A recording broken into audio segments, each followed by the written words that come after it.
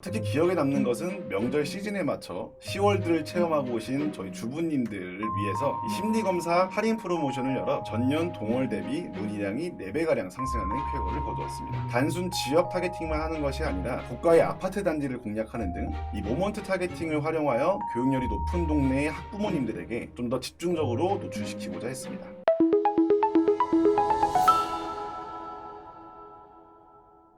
네, 안녕하세요. 마케터 허선재입니다. 신규 창업자의 수는 한 해가 갈수록 그 수가 많아지고 있습니다. 즉, 경쟁사가 많아짐에 따라 경쟁은 점점 더 심화되고 이는 마치 전쟁터를 방불케 합니다. 더불어 이러한 현상은 코비드19라는 이 불청객의 등장으로 더욱 가중화되고 있습니다. 실제로 최근 이제 국내 자영업 창업률과 이 폐업률에 대한 통계입니다. 심화된 경쟁과 이 코비드19를 직면하게 되면서 폐업률이 더 높아지고 있다는 것을 보실 수 있습니다. 저는 오늘 포스트 코로나 시대를 맞이한 저의 실제 경험을 바탕으로 마케팅 제안, 관리 사례를 여러분께 소개해드리고자 합니다. 제안을 통해서는 이런 신임 마케터분들께 그리고 사례 등을 통해 이 많은 광고주분들께 미약하지만 좀이라도 도움이 되고 싶어 이 자료를 준비해봤습니다. 제안입니다. 인지, 흥미, 고려, 공유, 행동, 즉 이 마케팅 터널에 맞춘 광고 제안을 해야 합니다. 이런 얘기 되게 많이 들어보셨죠? 실제로 어느 정도 광고에 대한 이해도가 있는 광고주분들은 어디서나 볼 수 있는 이런 내용들이 아니라 오로지 이 해당 업체를 위한 맞춤 제안들이 필요합니다. 특히 이 포스트 코로나에 직면한 현 시국에서는 더더욱 말이죠. 제안의 첫 시작은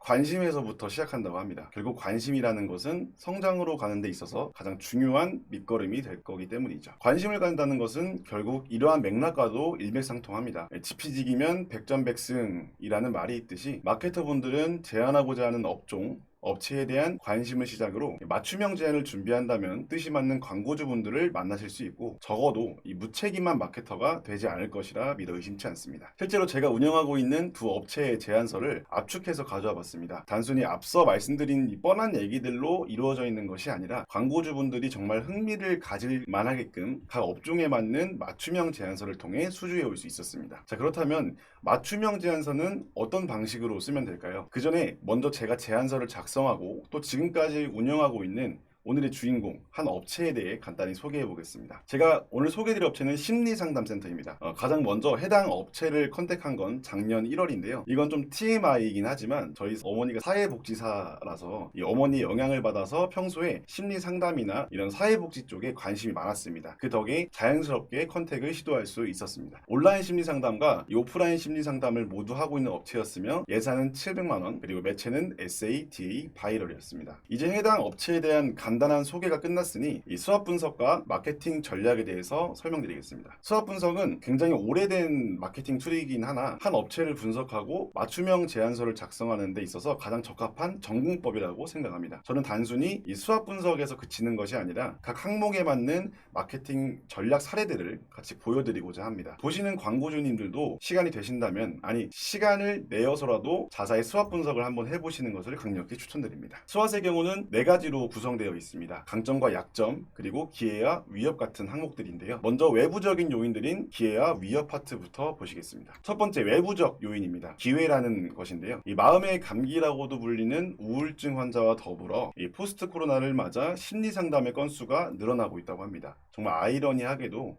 이러한 요인은 누군가에게는 위협이 되고 있겠지만 심리 상담 업종에는 하나의 기회 요인으로 작용하고 있습니다. 또한 해당 업체는 N사, G사 등 대기업의 투자 유치를 받은 상태였습니다. 그렇기 때문에 자본금을 확보하고 대외적으로는 공신력 또한 확보할 수 있었기 때문에 양질의 서비스를 내담자들에게 제공할 수 있었습니다. 외부적 위협 요인입니다. 많은 분들이 공감하시겠지만 오프라인 업체의 경우 사실 코비드19로 인해 많은 손실을 보고 있을 겁니다. 이는 해당 업체인 이 오프라인 센터 역시 마찬가지였는데요. 해당 이슈에 좀 대응하고자 가장 기본적으로 코비드19와 관련된 방역 안내 메시지를 네이버 플레이스, 다음 플레이스, 홈페이지 배너 등 다양한 광고 영역, 비광고 영역에 노출시켜 소비자들로 하여금 이 업체는 안전한 업체구나 라는 이런 인식을 확산시키고자 했습니다. 또한 이 대면 상담 증가를 위해 다양한 이벤트들도 기획을 했는데요. 특히 기억에 남는 것은 명절 시즌에 맞춰 시월드를 체험하고 오신 저희 주부님들을 위해서 이 심리검사 할인 프로모션을 열어 전년 동월 대비 문의량이 4배가량 상승하는 쾌거를 거두었습니다. 실제로 이 좌측에 있는 데이터랩의 데이터를 보시면 명절 시즌에 맞춰서 명절 후유증이라는 하는 키워드의 검색량이 급상승한다는 것을 보실 수 있습니다. 바이럴 역시 허투루 운영하지 않았습니다. 키워드별 검색량이나 노출 및 클릭, 경쟁 정도와 같은 전반적인 노출 이슈를 종합하여 전략적인 블로그 배포를 하였습니다. 블로그 배포의 경우는 단순히 블로거분들에게 배포를 온전히 맡기는 것이 아니라 네이버 로직을 고려한 이 명확한 가이드를 제공하여 글의 신뢰도 그리고 더 효율적인 노출을 가져올 수 있었습니다. 다음은 내부적인 요인인 강점입니다. 해당 업체는 TV에 다수 출연한 국내 유명 원장님 및 심리 전문가 100여 분 그리고 국내 최대 규모의 상담실을 가지고 있는 업체입니다. 저는 이러한 점들을 최대한 이 강점들을 살리기 위해서 원장님 인터뷰나 사진 등을 적극적으로 소재에 활용하고 있습니다. 또한 심리 전문가분들이 굉장히 많다라는 점을 활용해 어떤 서비스를 제공하고 있는지 미팅을 통해 좀 더 디테일하게 공부하였고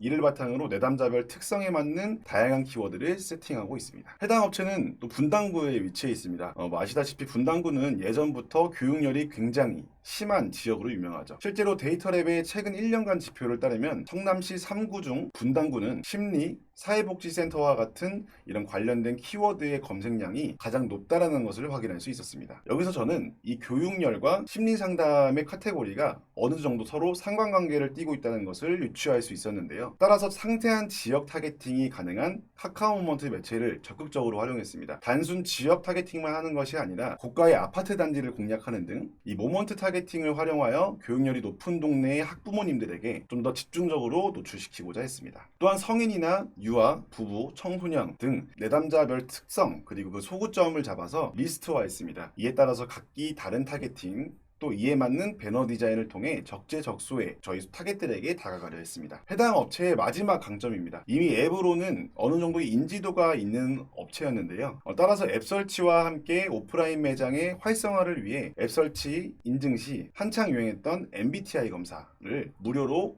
감사 이벤트 형식으로 진행하고 또 기획했었습니다. 마지막 스왓의 약점입니다. 해당 업체는 앱 온라인 상담에는 굉장히 강했던 업체였지만 사실상 오프라인 센터를 오픈한 지는 굉장히 얼마 되지 않았던 신규 업체라고 봐도 무방할 정도입니다. 그렇기 때문에 홈페이지 역시 굉장히 불안정하고 사용자 친화적이지 못한 UI를 가지고 있었습니다. 심지어 자사에서 제공하는 모든 서비스의 상세 페이지에는 DB를 남길 수 있는 공간이 전무했는데요. 저는 이러한 약점들을 전략적으로 보완하기 위해 각 상세 페이지별로 DB를 남기는 위치를 약 2주 정도 변경해가면서 위치에 따른 이 성과 비교를 해보았습니다. 그 결과 하단에 DB란을 두는 것이 상단보다 전환율이 약 3%가량 높다라는 것을 확인했고 각 페이지 하단에 DB란을 적용 완료하여 데이터를 통한 이 전략적으로 약점을 극복하고자 했습니다. 해당 업체는 이관전 로아스 290% 상승, 전환액 150% 상승, 그리고 문의량 220% 상승하여 이러한 시국에도 정말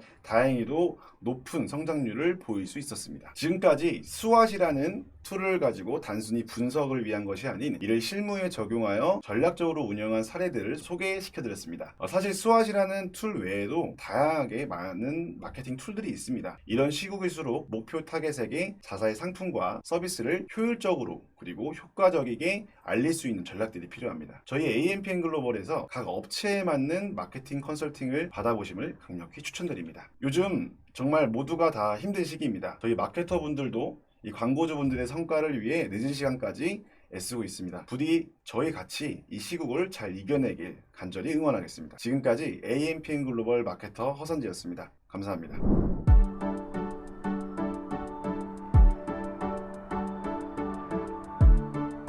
구독과 좋아요는 컨텐츠 제작에 힘이 됩니다.